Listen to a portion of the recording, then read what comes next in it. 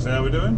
We're Baling, as you can see, on a pretty lovely day to be fair. A little bit of light cloud about. And let's try something different today. We're going to go into time warp.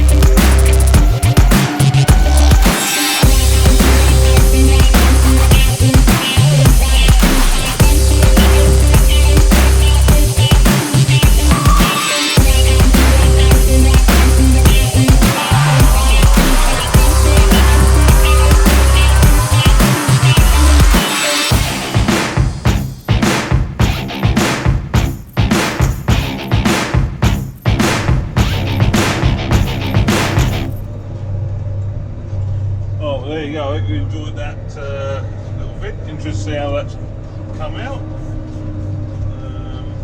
In actual real time, that was about an hour, that was actually. It's a 20-acre field. Obviously I've done the two headland rows, 2 outer headland rows before I switched you on. But yeah, no, about an hour, so about an hour and 10 minutes for the field.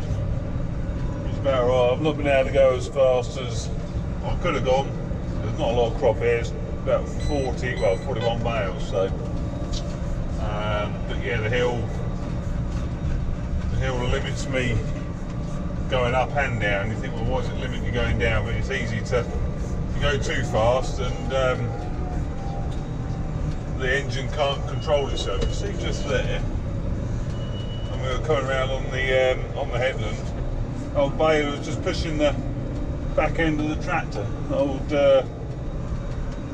It started to drift round. It did. That's why you see a few plots there. So you just got to be careful of that sort of stuff on hills.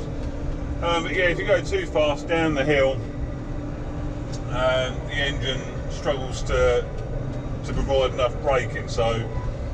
To stop the weight of the outfit, which is about probably 18 tonne. pushing on down the hill, so you can, you know, it'll, instead of sitting at 1975 revs, you know, 1975 revs, which is what I run it at for 1000 PTO, it'll sort of push on, depending on how fast you're going, it'll, you know, you can sort of, at some points when I was in a high gear, it was trying to push on to sort of 2100. So you just got to hold it back. But there you go, that's this little block done. I've got a couple more fields where I am to do. Yeah, that'll do for now. Like I say, hopefully that's turned out alright. And yeah, I'll catch you on the next one. Ta-ta!